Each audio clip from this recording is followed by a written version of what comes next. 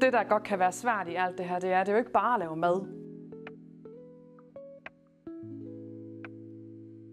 Jeg hedder Tina. Jeg arbejder som madkundskabslærer på Tinglev Skole i Sønderjylland. Jeg har været med til madaktion i 2 år. Jeg er ikke madkundskabsuddannet, så derfor så havde jeg simpelthen brug for noget hjælp til at kickstarte det her, for jeg skulle have nogle valghold.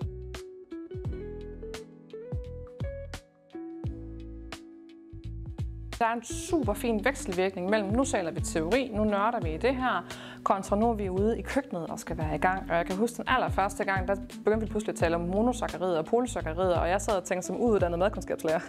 Super, det er det, vi gør.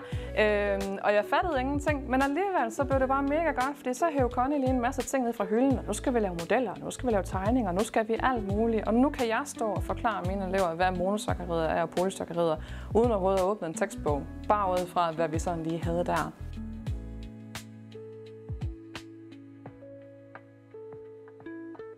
Jeg tager det med mig rigtig mange undervisningssekvenser, og især der, hvor jeg har skrevet til mig selv, det virkede godt at gøre sådan her, der genbruger jeg aktionerne, og så kan jeg se, virker det stadigvæk godt, eller skal det ændres på det. Så jeg synes, det er nemmere at køre undervisningen ud fra de aktioner, jeg allerede har lavet.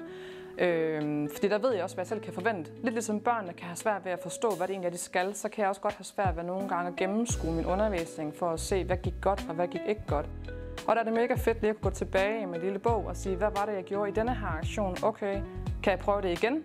Ja, det kan jeg godt, for det stod, det virkede godt. Kan jeg prøve det igen? Nej, det virkede ikke så godt. Jeg kunne prøve at justere med det her, så prøver jeg det. Og så nogle gange lykkes det faktisk, at jeg ligesom udvikler på mine aktioner. Det, jeg husker bedst fra madaktion, det er faktisk de samtaler, vi har haft, hvor vi sidder sammen i de noter. Det er selvfølgelig også i opstart med, hvilke aktioner kan jeg finde på.